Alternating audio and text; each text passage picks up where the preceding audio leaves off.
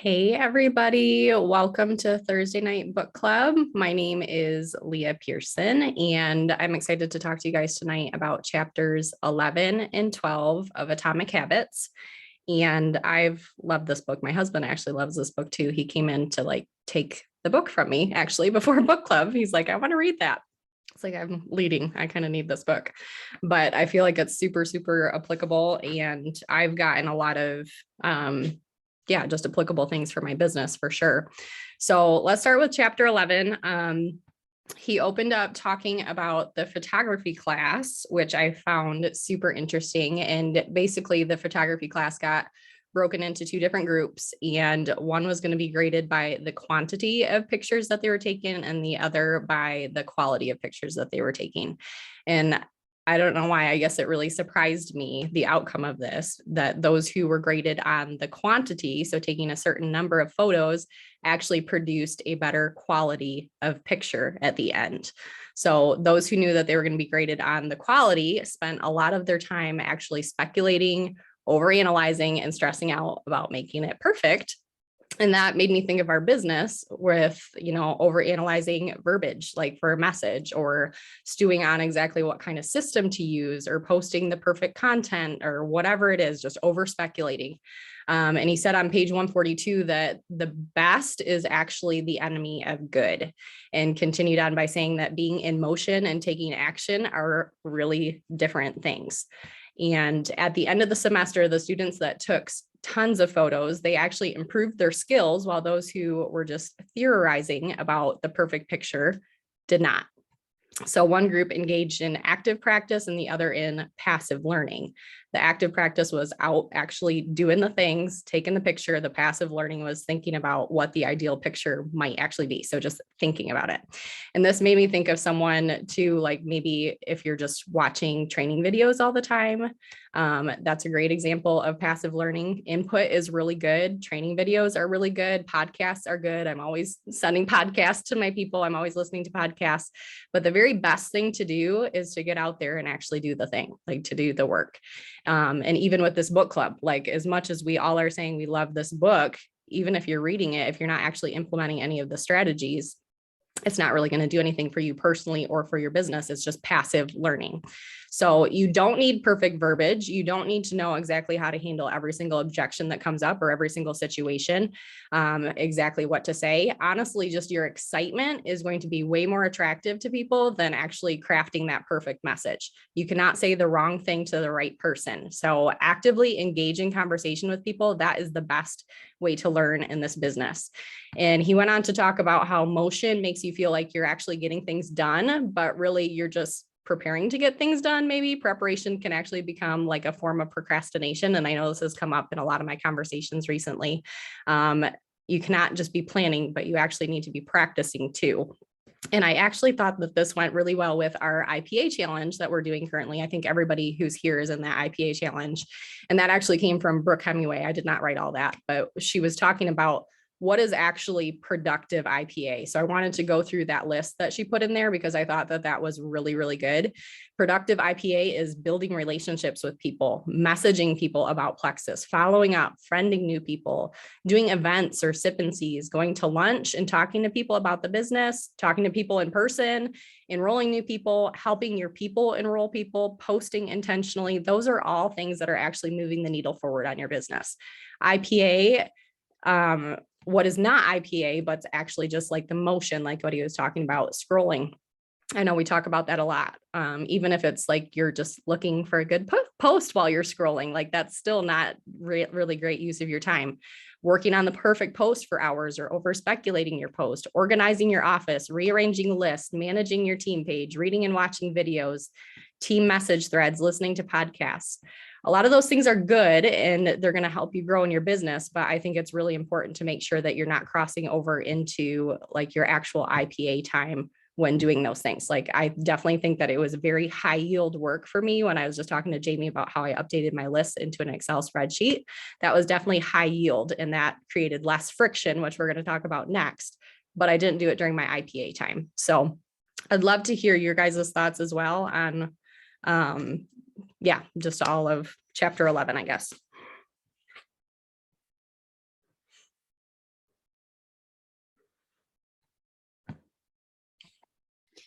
I thought it was really eye-opening, like some of you guys have said in the chat here too, on even why we do that. He points out at the bottom of 142, because, you know, certainly like you just said, Leah, like doing the Excel spreadsheet, like sometimes we need to do it. We need to plan, or we need to learn something, but oftentimes we do the motion because it feels like we are working without risking the actual failure, like he says. So you feel like you're doing something, you feel like you're doing what you should do, but you're not risking it. And thinking too, even sometimes with you know, these books that we read, team calls, things that we learn, trainings, whatever it is, book club, you know, there's so much that, you know, can be so inspiring, or like, oh, this is like top notch, like I'm learning this, or, you know, this is all so great. And that's still the motion part. That's not the action part, right? So what are we actually going and doing maybe in those next 24 hours to implement something that we actually learned? What are we actually taking action on? Because we can do all this, but if it's all just stays at a level where it's inspiring and motivating, which is good, right? Things that inspire and motivate us do help us to take action. But if we're not changing some of our actions that maybe we need to change, or implementing new things, or taking action in some way or another on something we've learned, then we really still kind of are in that motion phase in terms of that specific thing. We might be in action in other things, but are we in action on the things that we're learning, on the things that we're being coached about, on coaching calls, on, you know, whatever that is. So some good perspective on that.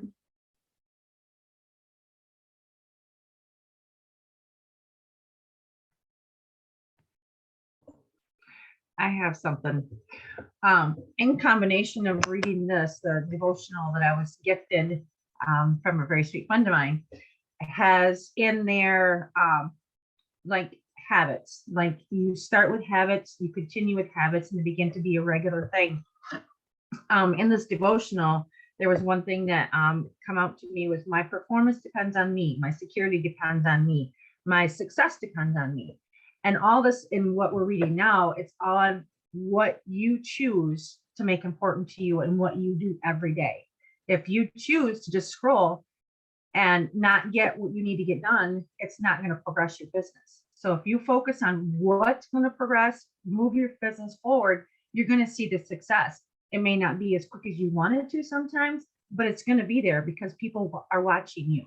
I had a level 1 say that they reached out to her after she had, you know, she hadn't reached out to them in a while. And she goes, they reached out to me, and then we're like, no, you've already put that time in. They will see it, but just continue with the same thing you've been doing.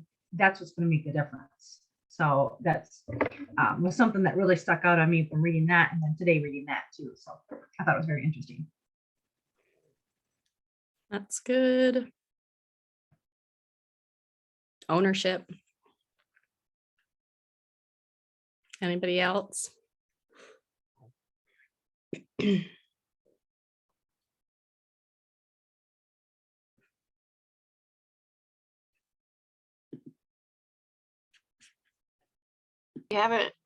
We haven't really touched on like this portion of the chapter per se, but I really like how he talked about how so many people talk about how long does it take to establish a new habit, and he was like, time doesn't matter, it's repetition, it's the actual act, like getting into the action and doing the act. So you can say it takes 30 days to build a new habit, but if you only do it 2 or 3 times in that 30 days, well, you know. So anyways, he just did a really great job of reiterating and explaining the repetition is the actual action is the important part of establishing that new habit. And I think that can be said in terms of even just our own work and our IPA. And it's funny how once you get into action, it's easier to stay in action as well. The hardest part is starting that initial and taking that initial step. Mm-hmm. Yeah, getting reps in. I think I said this before, but I listened to a podcast that was talking about how like these rats figuring out this maze, they could tell that once they actually figured out the maze, like their brains just completely shut off and they didn't have to think about it at all. Like the emotional strain, anything that is hard about it is just completely gone because you can literally mindlessly do it. So I feel like that when I'm in a good rhythm with my IPA for sure. It's just not hard.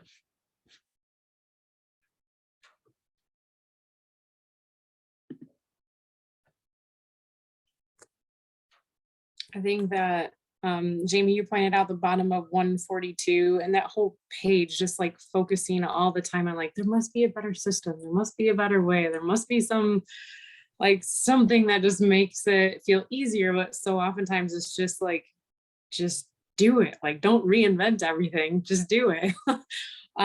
But I think like one thing for me through the years is just like at some point someone said something to me like, bless your heart, you have so many great ideas, but don't ever really totally finish anything.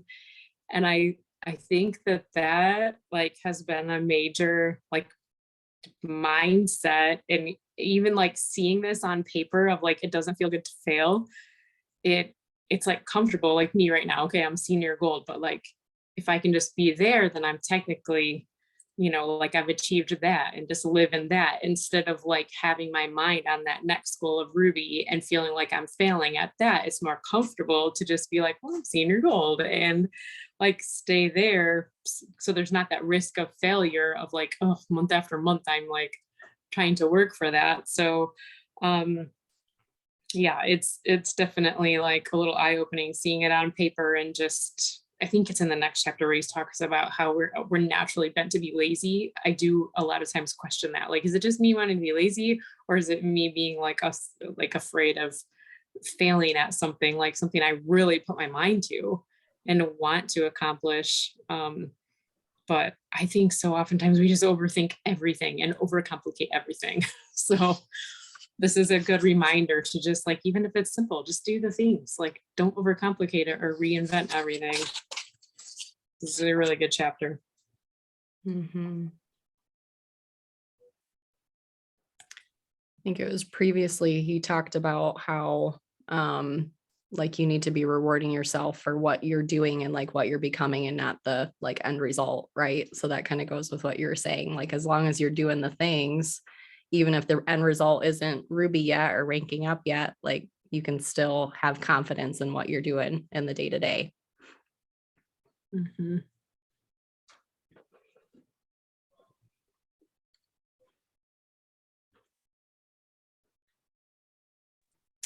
But I think it's good to note in this part, like you were mentioning it, Leah, but not just doing the things, because sometimes that could just be being in motion. I know I get sometimes in that trap where you're like, well, I'm doing the things, but is it propelling your business forward, And I think that's when I think a lot of us are kind of thinking that through, like, okay, what parts of my IPA are productive and what parts are just checking a box? And, I know I have to be careful with that because I always want to be a list maker and check the boxes and make sure I do everything just right. But there are going to be seasons where certain things are going to be, you're in a season of maybe more leadership role because you've got a lot of people starting, or you're in a season where you do need to recruit more and you need to, always doing everything. But, I know for me, I've had to really kind of step back at times and be like, am I just in motion? I like the way he's put it this way because I've never really thought of it in those terms, but am I just doing things to be in motion, or am I doing things am I taking action that's going to actually propel my business forward? So I thought that was really good to have those terms so that you can really, analyze your business each day. Like, what am I focusing on right now? Is this producing anything? And then, kind of assess from there. Mm-hmm. And then having the discipline to like do those things first. Exactly. Yeah. Because then that frees up the mental capacity to make the graphic or the extra things, but will you have the discipline to do what moves the needle forward first? Yeah, that's good. Anybody else? I can relate to all of that. Go ahead. Sorry, me. So I can relate to all that Krista just said, like everything. I feel like I have been someone who has always been on that hamster wheel of just always trying to perfect everything. And it totally slows you down. It's taken me a long time to learn that it doesn't have to be perfect. Like done is better than, not done at all, right? So done imperfectly is better. And one of the things that I've tried to implement, because I'm a sucker for podcasts and listening to all the things, because if I can be motivated in hearing something, it just gets me in that frame of mind where I'm like, okay, time to move, time to do the thing. But like Jane was saying, or maybe you were saying, Leah, but anyways, you can listen to that stuff all day long, but if you're not actually putting it into action, like what are you really getting from it, right? So I've started to I'll listen to a podcast or listen to a book or something, and actually if I'm engaged in doing something else, I'm just listening, I'll go back and I won't let myself listen to anything else until I go back and listen to that again, so that I can sit down and take notes when I'm actually not preoccupied doing all the multitasking mom stuff that we do when we listen to stuff. And that has really helped me, because I would go binge, watch videos or podcasts, and just what really truly, it's inspiring me, but what am I putting into action here? So that's helped me. So good. And then you should tell us how you organize all those notes, Jen, because you're good at organizing. Girl, notes in my phone. It's all of the notes in my phone. I have a specific, I'm a crazy person when it comes to notes in your phone, but I have a specific little folder that says podcast notes or book club notes or whatever I'm reading, and I just keep the chapter, or not the chapters, but the name of the book, the author, and then I write down whatever note it is. It also helps too, even to go back for posts and things like that. You can go back through and dig out some things that you've read in the past that you're like, oh my gosh, this would be great for a post. So yeah, it's totally on my phone. It's nothing fancy. That totally makes me think of what he was talking about in the next chapter about resetting the room and having it ready for when you need to come back to it. If you have your notes actually organized and not just everywhere, you're going to be able to grab that content for a team call, or if it comes up on, one of your coaching calls or whatever, it pays to have that easily accessible. Anybody else on chapter 11, or we should probably move on.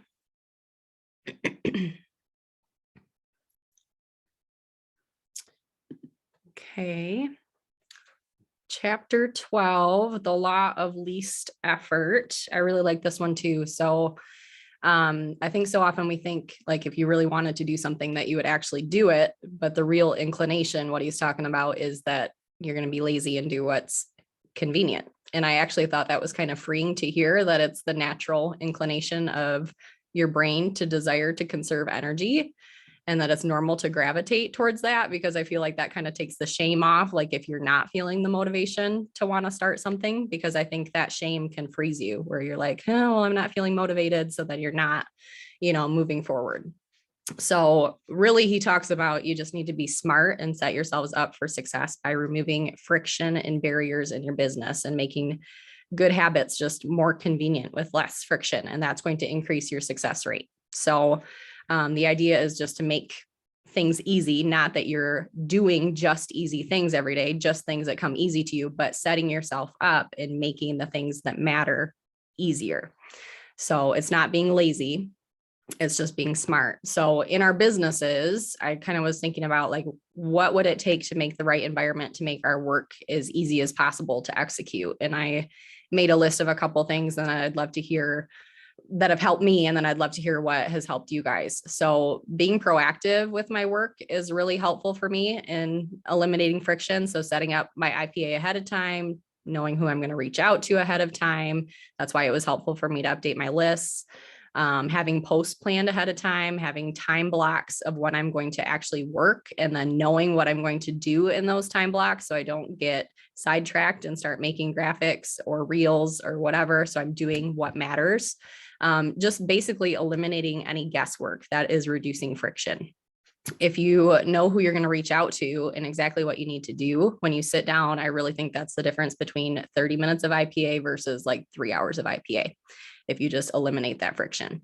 Another thing that's really helpful for me is not opening social media or looking at any other people's posts before doing reach outs. The last probably 6 weeks, I've been really good at just doing my reach outs first and foremost before I open up any social media, because I don't know if you guys have ever went down the rabbit hole of you open up social media and then you're scrolling and the reach outs are not happening in the time block, or even if it's like answering messages, like as a leader, I think we have to wrestle with a lot of prioritization too, because you want to see your team grow, right? And so if you have one of your leaders that's messaging you and you're like, oh, I'm just going to answer these 3 messages really quick, your IPA is not going to be done an hour from now because it's going to go back and forth, back and forth. So just putting your phone on do not disturb, putting it on airplane mode even, and just prioritizing and being like, okay, I'm going to do one thing at a time. So not responding to messages, not bouncing around between tasks.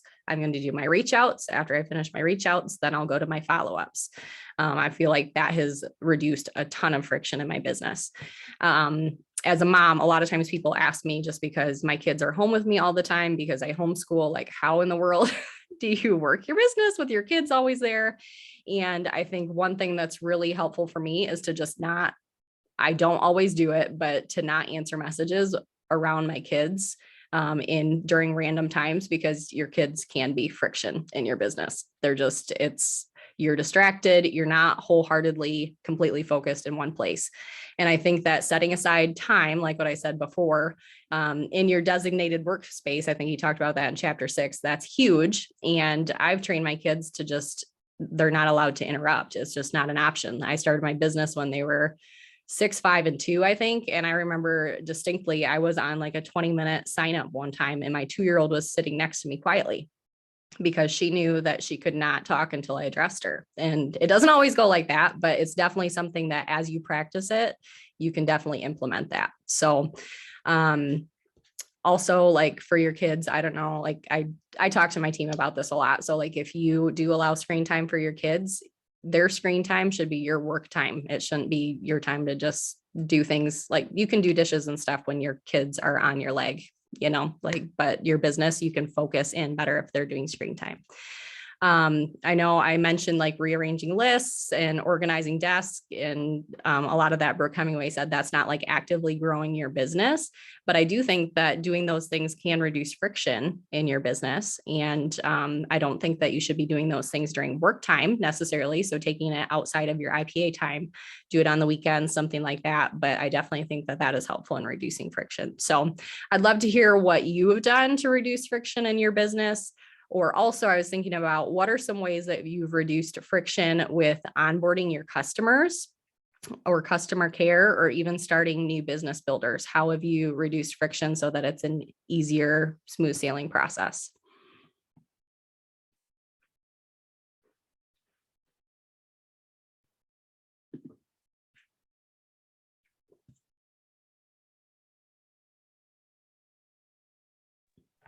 So you're talking about for signing people up.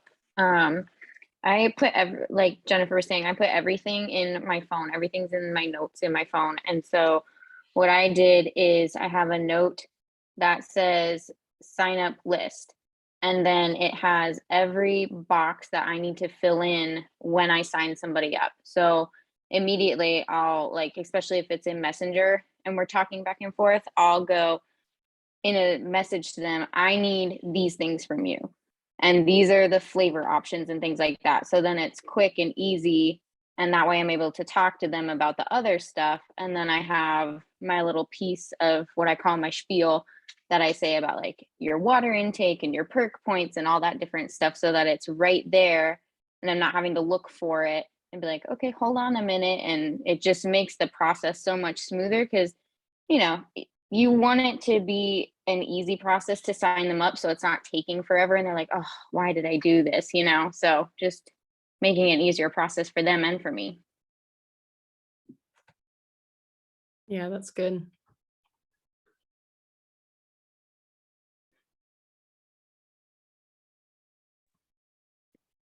So several things that come to mind first for me would be, and some people do this and some don't, but a lot of you guys know I do. But in terms of scheduling, like coaching calls has been huge, because otherwise it was like the runaround of like constantly asking or whatever else. So I've been doing that for years now. So having that on a rotating weekly thing has been so helpful with that. I can tell a massive difference if I'm working in my office versus working even just from my phone, around and about, multitasking, doing other things. There's a time and place for both. But when I'm in my office and in a different space, there is so much less friction and interruptions. So that comes to mind. And then what else was I going to say? I'm blanking. I had another thing or two I was gonna say, but yeah, those besides it's signing people up on the phone is a big thing that's reduced friction for me. So it negates like when there's like problems and glitches, and there, I don't think we get them quite as much anymore, but they still come up sometimes, or they can't find the box or different things like that. So getting on the phone and just getting through and being able to talk about things in terms of the business, in terms of our team page, support group, things that I'm going to be doing next, all those next steps, I carry all that in that conversation on the phone. And then we have to do the whole back and forth thing too. So those are, some initial things.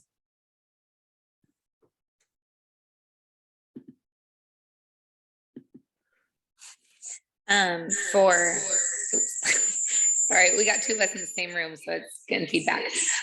For me, I think David and I both work from home, and so we have a lot of friction as far as like both of us trying to navigate working from home and having calls. And I mean, because he has calls with he works for corporate America, so like, not to say his calls are a little bit more important than mine, but there's probably less grace when it comes to his calls than come with my calls, I guess.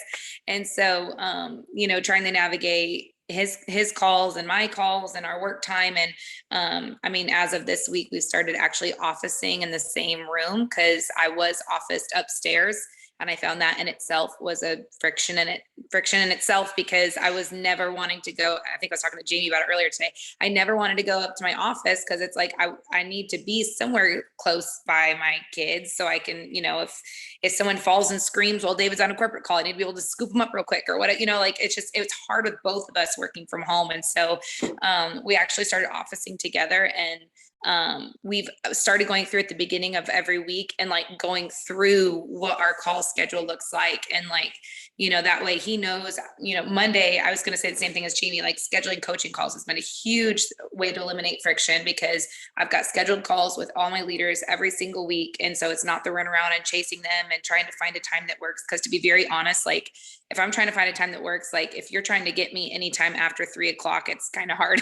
So if I can get everything done, like, in the day, and then now David knows like when my scheduled calls are every week. So if he's got someone trying to get on a call with him that he does have flexibility in, he knows I'm on those calls, so he can switch to different time or whatever. And so we've had to be very intentional at the beginning of the week of basically scheduling out our week. Like we go through and, we've got, gymnastics at this time, we've got ballet at this time, you've got these calls at this time, I've got these calls at this time, we've got, whatever, and just going through the week so that we know where our pockets are of flexibility, and then also know where like our non-negotiable pockets are. And I think that's helped a lot, because we were just running into so many things where it was like trying to do 10 million things at a time. And there'd be times we'd schedule calls at the same time. And now we're trying to now like balance kids, and it was way too hard. And so working from home, both of us, is hard. A lot of people think it's like, oh, it must be great. And I'm like, oh gosh, it's so hard. Both of us working from home when you've got all the kids at home too. It's really challenging.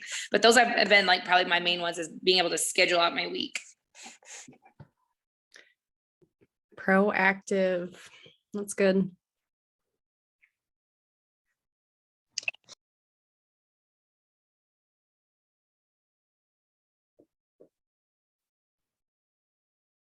I do a lot of work from my bedroom, but I'm working on trying to make an actual dedicated workspace outside of my bed. Although it's going to be really hard to give up my comfortable bed. I'm not going to lie. I have this set up pretty darn well, but I do think that will be helpful. So I'm working on that as my new frictionless workspace.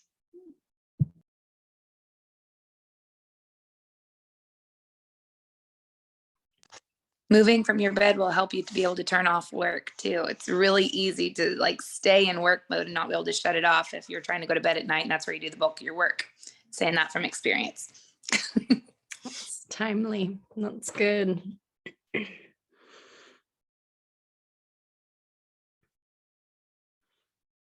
Anybody else?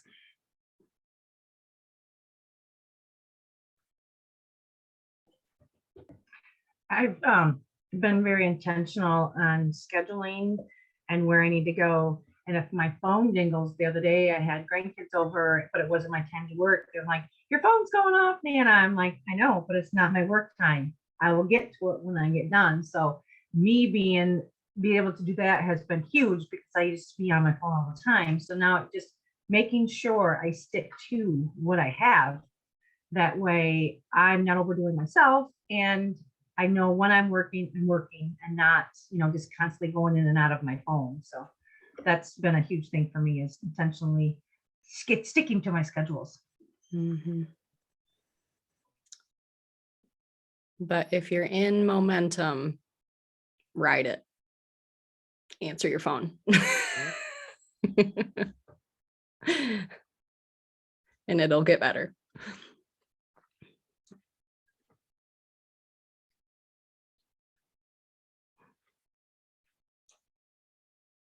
Anybody else? I was thinking about reducing friction, like for not even onboarding, like prospecting, as far as like, don't word vomit on people and don't give them 5 welcome pack options and don't send them 8 testimonies. Just follow the send, share, invite, give them a welcome pack or 2. Like that's why we don't just say, oh, you're ready to get started, get them on the website. And then they've got 50 packs in front of them or whatever it is. It's really, really good for you to have, like, that's going to reduce friction for your sign up process if you have it already predetermined and you've talked about it.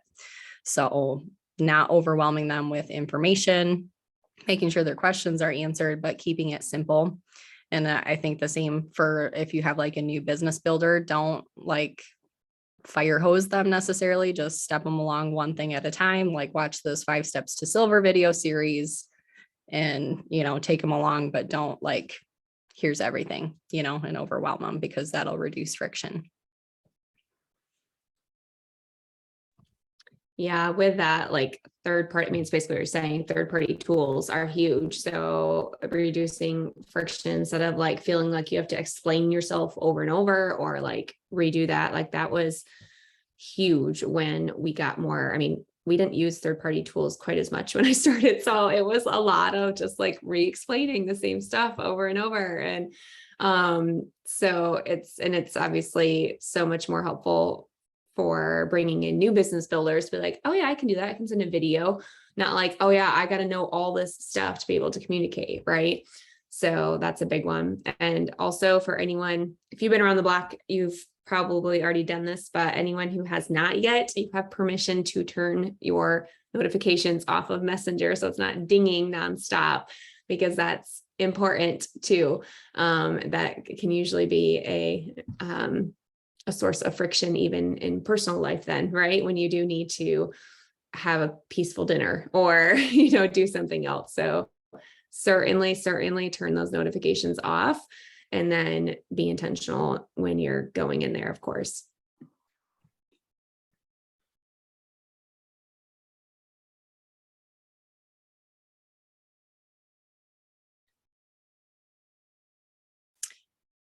And if you find yourself saying the same thing to all of your people on your team, make a video.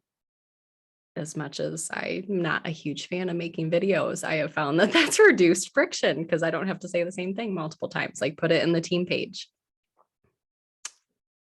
If I can make a video, you can make a video.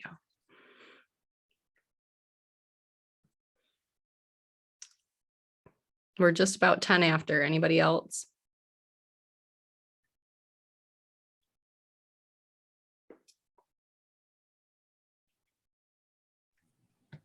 I was wondering today, there's like this living document PDF that I think Christy McDade put out that has all the products, and then there's like a live link to like the PDF, the video, whatever. It's in one cool spreadsheet, but it's like a living working document.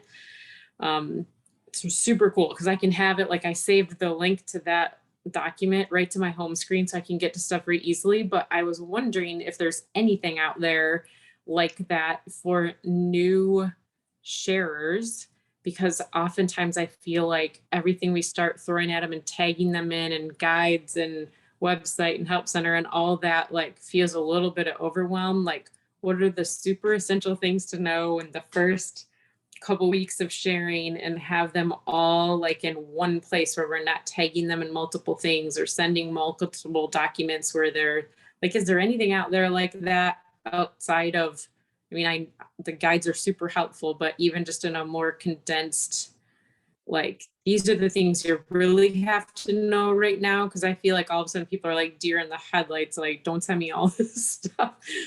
I don't know. Is there any ideas come to mind? Or else I'm gonna maybe start thinking about trying to like pull some of the most important things and like, here's what you need to know in the first couple of weeks. I'm reading Jamie's comment. Tell them to work down the line. Work through the guides at their own pace. Yeah. I do Okay. like Brittany Howard and Christina Williams put together a Plexus 101 video that's on Brittany's YouTube channel.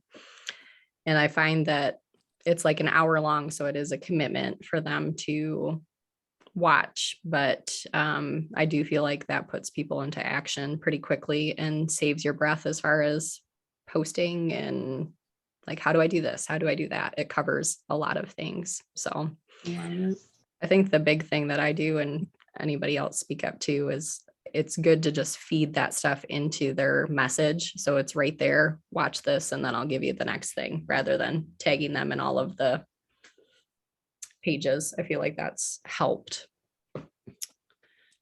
Yeah, sometimes then I feel like when you're trying to get them to do it on their own later, instead of having to tell them again, like if it's just tagged, it's sometimes hard to find in notifications. I like to go back to it, like, where did you send me that again? So that's what I was trying to figure out today. Is there like a better way that they can get back to certain things easier again, but so you're not repeating yourself. Yeah, some of that, I mean, some of it as you're talking and helping people get started, you're going to be getting them going with like basic IPA, right? Like, so start with maybe just posting, or start with, getting reaching out, things like that. So depending how hungry they are, they're going to maybe go at different paces. But if they know and, follow through and they work on their own through the guides, but then as you're talking, like the questions are going to naturally come up. So, I mean, from what I've just found over the years, it's like, as they're reaching out to someone and now, okay, well, I'm not sure how to respond, so you're just going to work through those things with them, or have them open up a three-way chat and you're going to give them an example of what they can say to do that, or, troubleshooting things that come up, or they're struggling closing the deal. So you're going to, pop on that video or take them in the guide section. So I just feel like a lot of that just, as much as we want a system for everything too, I think that we do what we can, either like I said, if you either use the guides or have your go-to few videos you want to send first, but then everything should kind of just, it depends on the person and how that just naturally goes as you guys work together too. And hopefully they are, hungry and coming to you almost every day with questions, because they're doing the work and they're talking to new people and learning and growing, so.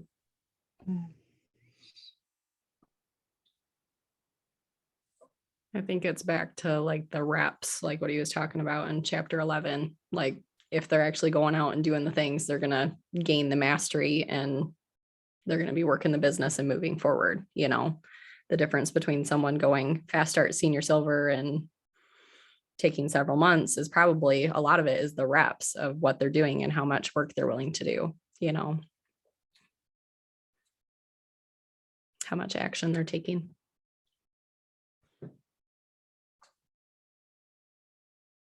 Anybody else?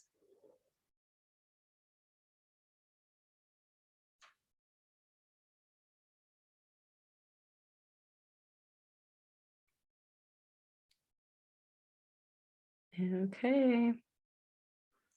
You guys have a good night and we'll see you next week.